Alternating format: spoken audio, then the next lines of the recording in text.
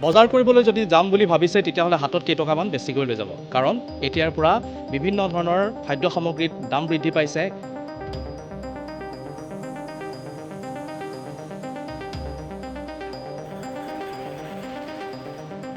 10-20 টকা পাৰ পেকেটত বাঢ়িছে আৰু কণীৰ দাম কেনেকৈ হৈছে এতিয়া? প্লেট 250 টকা। গুৱাহাটীত এতিয়া মানুহ পলাইছে, মই তোমাক কৈছোঁ গুৱাহাটীত মানুহ নাই, মিডিল ক্লাছৰ মানুহখিনি একেবাৰে মানে অৱস্থা বেয়া। বোলো অখিল গগৈয়ে ক'লেচোন 3 টকাকৈ বোলে কণীত চিণ্ডিকেট চলি আছে, জন্তুমূল্য বঢ়োৱা চিণ্ডিকেট। আৰু আমাৰ কি বুলি কয় মহিলা আমাৰ কোকৰাঝাৰ সিহঁতেতো গেটে চলাই আছে বুলি কৈ আছে।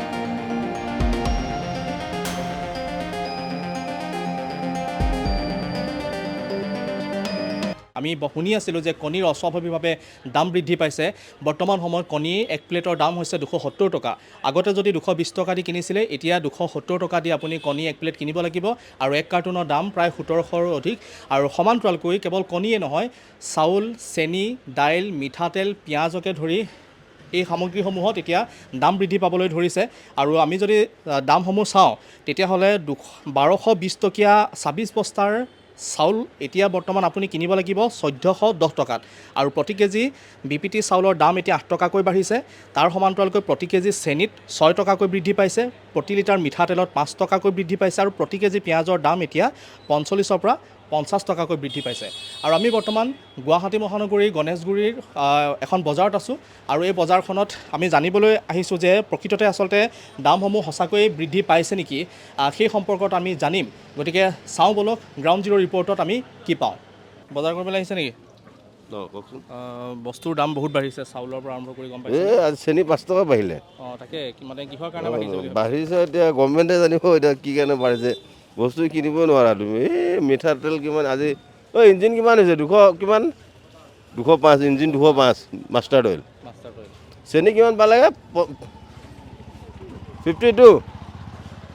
মানে মানুহে পাগল হ'ব লাগিব মানুহ। আৰু আমি গ্ৰাউণ্ড জিৰ' ৰিপৰ্ট কৰিবলৈ আহিছোঁ, দোকানীবিলাকৰ পৰা জানিবলৈ আহিছিলোঁ কি কাৰণে। তেওঁলোকে কৈছে যে বাহিৰৰ পৰা যিসমূহ প্ৰডাকশ্যন আহে, চাউল, চনা শক্তিয়ে হওক বা বিভিন্ন ধৰণৰ যিবোৰ চাউল আহে, সেইবিলাকৰ দাম বাঢ়িছে বুলি কৈছে। আৰু কণীৰ প্ৰডাকশ্যনটো অসমত নাই বুলি কৈছে, সেইটো কাৰণে কম হৈছে কাৰণে দাম বাঢ়িছে বুলি কৈছে। কিমান সত্য বুলি ভাবে আপুনি? ইয়াৰ আঁৰত কিবা আছে, চিণ্ডিকেট চলিছে নে কি চলিছে, কি ভাবে আপুনি? বোলো অখিল গগৈয়ে ক'লেচোন 3 টকাকৈ বোলে কণীত চিণ্ডিকেট চলি আছে, জন্তুমূল্য বঢ়োৱা চিণ্ডিকেট। আৰু আমাৰ কি বুলি কয় মহিলা আমাৰ কোকৰাঝাৰ সিহঁতেতো গেটে চলাই আছে বুলি কৈ আছে। এতিয়া কিমান দূৰ সত্য মইতো গম নাপাওঁ, কিন্তু বস্তুটো হ'ল যে এটা আমাৰ অসমত এটা ৰেট আৰু বেলেগ ষ্টেটত এটা ৰেট। তাৰমানে শ্ৰীৰামপুৰ গেটৰ পৰা যদি পাৰ হয়, তেতিয়াহ'লে শ্ৰীৰামপুৰ গেটত যদি চিণ্ডিকেট চলি আছে, তেতিয়াহ'লে বস্তুৰ দামটো তাৰ পৰাই বেছি দামত আহি যায়, নহয় জানো? তাৰপৰা বেছি দামত আহিলে এতিয়া মানুহে বেছি দামত কিনিব লাগিব। এতিয়া আপুনিতো এখন ঘৰ চলাব লাগে। গুৱাহাটীত এতিয়া মানুহ পলাইছে, মই তোমাক কৈছোঁ গুৱাহাটীত মানুহ নাই, মানুহৰ অৱস্থা ব্যৱসায়ী এটা মানুহেও নিজে দিনটো যদি বহে হাজিৰা নিব নোৱাৰে। চবেই এতিয়া মুদ্ৰা লোনৰ ওপৰত চলি আছে। 5 লাখ টকা যাৰ লোন আছিলে সি 10 লাখ কৰিলে, মুদ্ৰা লোন চলি আছে। এতিয়া দোকানখনটো চলাবই লাগিব। আৰু অনলাইনত হোৱাৰ কাৰণে মানুহে এতিয়া 5 টকা 10 টকা বস্তু অনলাইনত পায়, কিন্তু মানুহখিনি সেইখিনি কথা বুজি পোৱা নাই। পাছত সিহঁতি কেৰিং চাৰ্জো ল'ব আৰু MRP ৰেটত ল'ব। এতিয়া MRP আপোনাৰ ইঞ্জিন তেনেকৈ 225 টকা, আমি ইয়াত 205 টকাত বিক্ৰী আছে। তেতিয়া আকৌ ব্লিংকিত আকৌ 225 টকাত ল'ব আৰু কেৰিং চাৰ্জো ল'ব। সেই কথা মানুহখিনি বুজি পোৱা নাই। এতিয়া মানুহখিনিয়ে ঘৰৰ পৰা অৰ্ডাৰ দি দিয়ে। ইয়াত যিখিনি খাটি খোৱা মানুহ আছে, এটা দোকানখনৰ লগত ষ্টাফ আছে, ঠেলাৱালা, ৰিক্সাৱালা, মুঠীয়া। এইখন মাৰ্কেটত কমচে কম 5000 মানুহ চলি আছে। এখন মাৰ্কেট যদি মৰি যায় 5000 মানুহ আনএমপ্লয়ড হৈ যাব। আপোনাৰ ঘৰ চলাওঁতে অসুবিধা হৈছে নিশ্চয়। ডেফিনেট ভাড়া আজিকালি ঘৰ ভাড়া তুমি দেখিছা নাই? তুমি ঘৰ ভাড়া তুমি ইনকম কৰি পিনে ঘৰ ভাড়া দিবা নে দোকানৰ ভাড়া দিবা নে গুদামৰ ভাড়া দিবা নে ষ্টাফ চেলাৰি দিবা, নে তুমি ইমান দামত বস্তু কিনি খাবা? এতিয়া চাউল দাইল নাখালেতো মানুহ জীয়াই থাকিব নোৱাৰে। মই কৈছোঁ ন, এতিয়া মানুহ এতিয়া গুৱাহাটী আগৰ গুৱাহাটী নাই, মানুহ বহুত মানুহ ইয়াৰ পৰা গুচি গৈছে। ইয়াত মানে ছাৰ্ভাইভ কৰিব নোৱাৰে।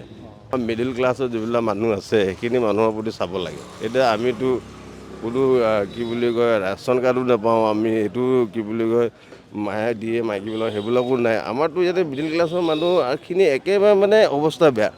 এতিয়া যিখিনি মানুহে কাম কৰি আছে সেইখিনি মানুহে বেংগলোৰ কেৰেলাত যাব লাগিব কাম কৰিব। চৰকাৰে তেওঁলোকক ঘূৰাই অনাৰহে প্ৰচেষ্টা।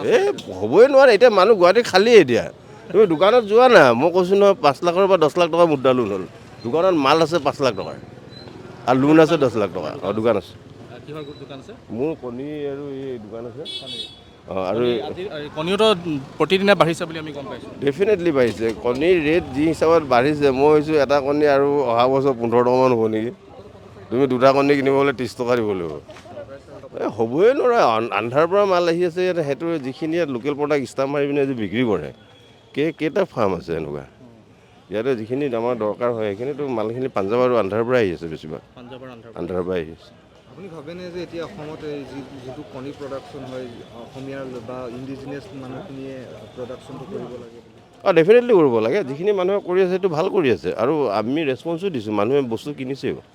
সেই কণীটো বাহুবলী যেনেকৈ মাজলৈ ওলাইছিলে, আৰু 3-4টামান কোম্পানী আছে, মানুহে প্ৰিফাৰ দিছে, মানুহে খাইছে। কণীৰ দাম কেনেকৈ হৈ আছে এতিয়া? প্লেট 250 টকা। আগতে কিমান আছিলে? আগতে 1 মাহমান আগত 200 টকা আছিল। 200 টকা আছিলে। আৰু এক কাৰ্টুন, মই যদি 1 কাৰ্টুন কণী লওঁ তেতিয়া কিমান দিব লাগিব? এতিয়া 1700 টকা। 1700 টকা হ'ল। মানে কেতিয়াৰ পৰা দাম বাঢ়ি আছে? হ'ল এক মাহৰ জানো, 1 মাহৰ আগৰ পৰাই বাঢ়ি আছে। এক মাহৰ পৰা অলপ অলপকৈ বাঢ়ি থাকে সদায়। মানে কিমান দিনৰ মূৰে মূৰে বাঢ়ে নে সদায় বাঢ়ে?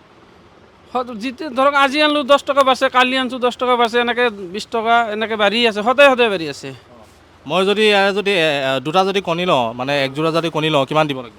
18 টকা। 18 টকা। আগতে কিমান দিব লাগিব? আগতে 16 টকা আছিল। 16 টকা আছিলে। কি কাৰণে দাম বাঢ়িছে বুলি ভাবে? সেইটো এতিয়া কণীটো প্ৰডাকশ্যনটো কমি গৈছে, জেগাত কমি গৈছে। ক'ৰ পৰা আহে আপোনাৰ এই কণীৰ প্ৰডাকশ্যন? অন্ধ্ৰ প্ৰদেশ, পাঞ্জাৱ। মানে প্ৰডাকশ্যন কমি যোৱাৰ কাৰণে দাম বাঢ়িছে। নে ইয়াৰ আঁৰত কিবা অন্য চিণ্ডিকেট আমি সেনেকুৱা দেখা নাই। আমাৰ য'ৰ পৰা আনিম তাহাঁতে সেনেকুৱাই কৈ আছে, দামটো জাগাত বেছি আৰু মালটো কম আছে, সেইকাৰণে দাম বেছি। এতিয়া কাষ্টমাৰে নিবলৈ আহিলে কি কয়, আৰ্গুমেণ্ট কৰে? কি কয় মানে বহুত হাৰাশাস্তি আৰু, ইমান দাম বাঢ়ছে প্ৰত্যেক দিনে। আজি এটা ৰেটত বেচছোঁ, কালি সেইটো ৰেটত আকৌ কিনি আনিব লাগে। প্ৰত্যেক দিনে দাম বাঢ়া গ'লে কাষ্টমাৰে বেয়া পায়। আমাৰ লগত তৰ্ক কৰি থাকিব লাগে, এই অশান্তি আৰু, ইমান দাম বাঢ়িছে। অসমত প্ৰডাকশ্যন হয়নে নহয়? হয়, অসমতো হৈ আছে বৰ্তমান। ক'ত হয়? আপোনাৰ যোৰহাট হয়, বাহুবলীটো, আৰু নগাঁৱত হৈ আছে ফ্ৰেছকৈ। এতিয়া বাহুবলী কেনেকৈ? বাহুবলীৰ দাম বাঢ়িছে নেকি? বাহুবলীটো কাৰ্টনত 50 টকাকৈ বাঢ়াই দিছে। মানে সমানে দাম বাঢ়িছে? নহয়, বাহুবলীটো সিমান বাঢ়া নাই। আগত যোনটো 2 মাহ আগত যোনটো ৰেট আছিল, এতিয়া 50 টকা কাৰ্টনত বাঢ়াইছে। 50 টকা বাঢ়িছে। পাৰ প্লেট 10 টকা বাঢ়াইছে। মাৰ্জিন কোনটো বেছি লাগে? তো আমাৰ লোকেল পটটোৰ বেছি দাম। বাহুবলীটো ধৰক 280 পৰা 300 টকা প্লেট। বাহুবলী এটাত কিমান কণী? 10 টকা। এটাত 10 টকা। আগতেও 10 টকা আছিল? আগতে খোলা 10 টকাই আছিল, এতিয়াও 10 টকা। আপুনি ঘৰ চলাব লাগে, বস্তু ইমান বাঢ়িছে, কেনেকৈ ঘৰ চলায়? চলাই আছোঁ, কিবা কৰিম। মোৰতো মিষ্টাৰো ঢুকাইছে, 1 বছৰ হোৱাই নাই। তাতে আৰু মই আৰু এয়া কামত যাওঁ। আজি হাতৰ বেমাৰৰ কাৰণে ছুটি লৈছোঁ। এতিয়া বস্তুৰ দাম বাঢ়িছে, গম পাইছে? গম পাইছোঁ। মই 1230 টকাত আৰাম চাউলটো লৈছিলোঁ, 1230 টকা। এতিয়া হ'ল 1400। চৰকাৰী চাউল পায়নে? চৰকাৰী চাউল পাওঁ, পায়। কিমান পায়? 5 কেজিকৈ। 5 কেজি কেইটা মানুহ আছে আপোনালোকৰ ঘৰখনত? 3জন আছোঁ। 3জনকৈ আপোনাৰ 15 কেজি। 15 কেজি 15 কেজি খোলাই কেনে মাহটো নোকোলাই। কিহৰ কাৰণে দাম বাঢ়িছে বুলি ভাবে? সেইটোতো ধৰক ছিজন অফ হ'লে বাঢ়ি যায়, আকৌ ছিজন যেতিয়া আহিব, খেতি আহিব, তেতিয়া কমি যাব। সেইটো চববাৰে হয়, প্ৰত্যেকবাৰে হয়, প্ৰত্যেক বছৰে এনেকুৱা হয়। সাধাৰণ জনতাৰ কাৰণে অকণমান দিগদাৰ হৈছে বুলি ভাবেনে? যেতিয়া দাম বাঢ়ে তেতিয়া দিগদাৰী হয়, কিন্তু আকৌ কমি যায়। আকৌ জেনেৰেলি যেতিয়া খেতি হ'ব, 2-3 মাহ পিছত ধানৰ ধৰক খেতি হ'ব, তেতিয়া অटोमेटिक कमी जाओ। भैया आज नहीं, आज 1 हफ्ता भर हो गया, रोज 1 हफ्ता हो गया। 50 रोज़ बढ़ता है, 50-30 रोज़ बढ़ता है। चावल दाली सब कुछ में बढ़ता है। আজি কি বাঢ়িছে? আপোনাৰ দোকানত কিমানকৈ দি আছে? 1200 টকীয়া আগতে 26 কিলো বস্তাটোৰ দাম এতিয়া কিমান হ'ল? आज 26 बस्ता 1400 रुपया हो से 1400 টকা হৈ গ'ল। बीपीटी, और सोना शक्ति 1400 टका, और सोना शक्ति में 1800 সোনা শক্তিটো 1800। 26 किलो। আৰু কি কি দাম বাঢ়িছে? মিঠাতেল কিমান? मीठा तेल 185। 185। আগতে কোনকেইটা ব্ৰেণ্ডৰ দাম বাঢ়িছে? सब ब्रांड का दाम बढ़ा है। इंजन हुआ, धारा हो गया, वो सब। पहले कितना था? पहले था 175, 175, 178 ऐसे दाम बढ़ा है। अभी कितना हो गया? अभी 185। हाँ, किस लिए दाम किस लिए बढ़ रहा है? वो क्या सोचते हैं आप? भाई हम तो सोचते हैं दाम और कम हो।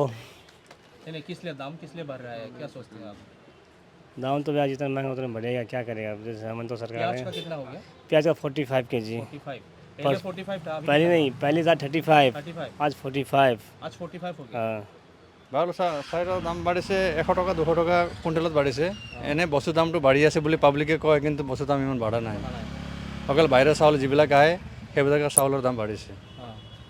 সোনা শক্তি কিমান হ'লগৈ? সোণা শক্তি এতিয়া হৈছে 1780 টকা 1780 আৰু আগতে কিমান আছিলে? আগতে 1680 আছিলে আৰু বিটিপি চাউলটো বিপিটি 1400 টকা হৈছে আগতে কিমান আছিলে?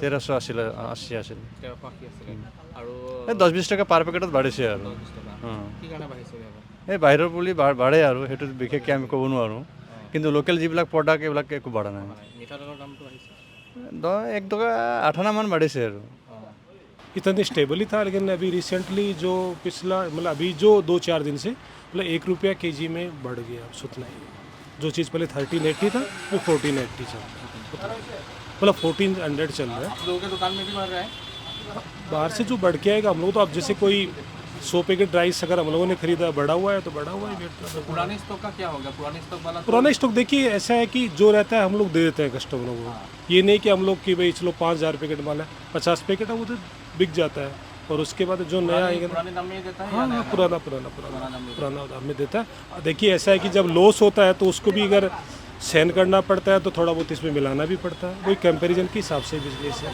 कभी बढ़ता है तो कभी घट भी जाता है ना कोई टाइम में प्राइस जैसे सपोज कीजिए अगर आपका अगर खरीद है और अगर प्राइस नीचे चला गया तो भी तो लॉस होता है ना। আৰু ইতিমধ্যে আপোনালোকে গম পালে যে বস্তুৰ যথেষ্টখিনি দাম বাঢ়িছে চাউল দাইল মিঠাতেলৰ পৰা আৰম্ভ কৰি বিভিন্ন ধৰণৰ সামগ্ৰীৰ এতিয়া দাম বৃদ্ধি হৈছে যাৰ ফলত এতিয়া ঘৰ চলাত যথেষ্ট অসুবিধাৰ সন্মুখীন হ'ব লগা হৈছে। আমি গ্ৰাউণ্ড জিৰ' ৰিপৰ্টত আহিছিলোঁ গ্ৰাউণ্ড জিৰ' ৰিপৰ্টত আমি জানিব পাৰিলোঁ কেনেধৰণৰ কি পৰিৱেশে আপোনালোকক দেখুৱালোঁ গ্ৰাহকৰ লগতে বিক্ৰেতাৰো।